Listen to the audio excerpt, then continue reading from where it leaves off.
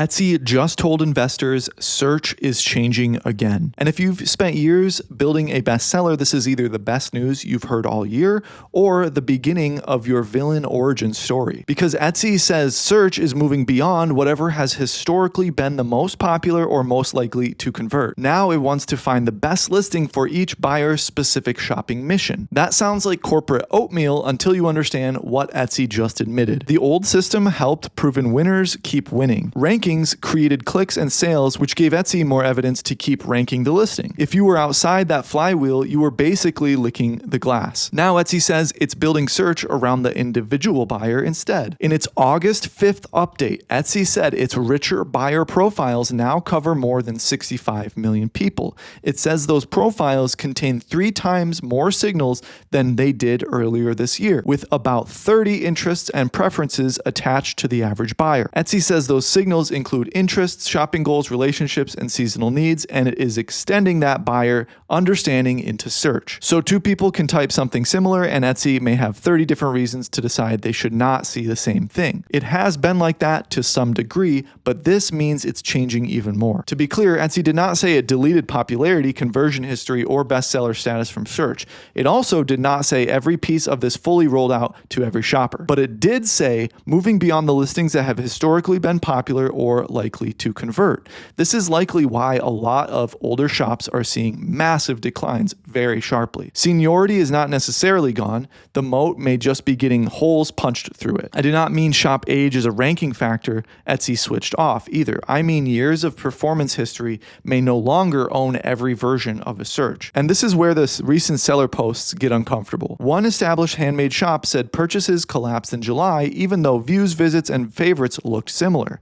A 6-year seller said listings that used to perform had slipped back to page 3. Another shop said sales went almost completely dead for 3 weeks, then 6 orders arrived overnight, and views suddenly returned without the seller changing the listings. But other sellers are reporting the exact opposite. In one current monthly thread, one shop described its best month ever at nearly $16,000. Other sellers said July improved or beat the previous year. That split is what a redistribution story could definitely look like. Some established listings lose exposure while others enter new shopping missions. Guys, if you want to build your own standalone print-on-demand store, definitely check out OpoShop by EverBee. EverBee Store has upgraded itself to include print partners, integrations, and a lot more. It seems pretty comprehensive, so if you want to check it out, try the link in my description. Do I think Etsy's personalization work could be one reason why this is happening? Yes, absolutely. The timing and Etsy's own description make it a serious possibility.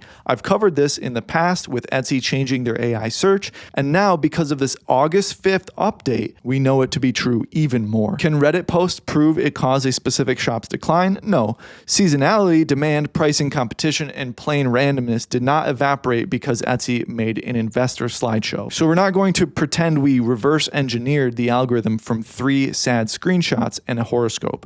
We are going to test the part that we can actually see. So I'm going to use the Etsy app connector inside ChatGPT to demonstrate the difference between losing your search ranking and keeping it and possibly being relevant for these new types of searches. So I said, hey Etsy, search current active listings in this niche. I said custom portraits because that niche can range so differently. Group A, clear buyer intent. Listings whose visible title and product presentation focus on one coherent buyer intent. Group B, overloaded buyer intent. Because like I've said on this channel many times before, if you're trying to reach everybody, you're essentially going to reach nobody. So in my personal opinion, in the future, moving forward, if you have those broad stroke trying to sell to everybody type listings, you are going to fall even harder. So I'm going to show you how to fix that. For every listing, provide exact current listing title, shop name, direct listing URL, and a bunch of other information. It goes to work and it's searching through all these different types of custom portraits. So it has 2 different buyer intent windows here. Clear buyer intent. Exact title, hand-painted watercolor pet portrait, custom dog art. Now, admittedly, that is the Etsy AI title generator title, and that's absolute garbage, but it is very clear. So there is something to be learned with that example. Etsy's AI title generator, while trash, while it hurts your store, like we've seen from thousands of Reddit posts, it is very clear in its intent. So that's the lesson that we want to take out of here. We want to be clear with our intent, but not have trash titles. Here's another example that isn't Etsy's AI trash title tool. Exact title, hand-painted vacation painting from photo, custom watercolor landscape portrait, sunset scene art commission. So there's a lot more descriptors in there and it's a little bit more keyword rich, but it's not totally stuffing it all the way to 140 characters. Now let's look at some overloaded buyer intents, things that are just reaching way too broad with way too many different niches, or sub-niches really.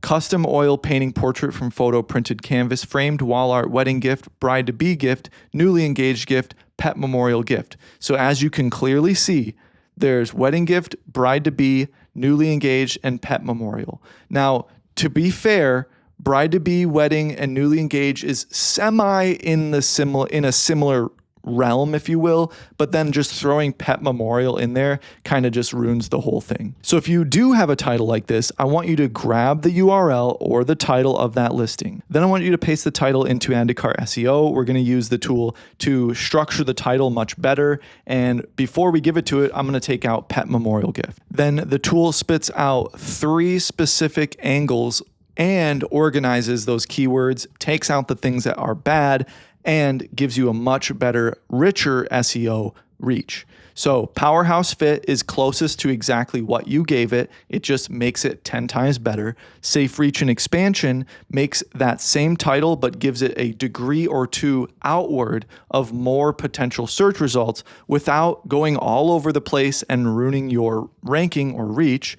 Experimental Reach gives you a more experimental reach. It's self-explanatory. You can then hit Generate Description if you want a non-AI slop description that has many of the keywords from the titles and tags above, because the algorithm is searching the descriptions much more now due to an update last year. So you really want to make sure your descriptions are optimized as well. The link is in the description and it costs less than a grande Starbucks each month. So are Etsy bestsellers losing their biggest advantage? Maybe part of it.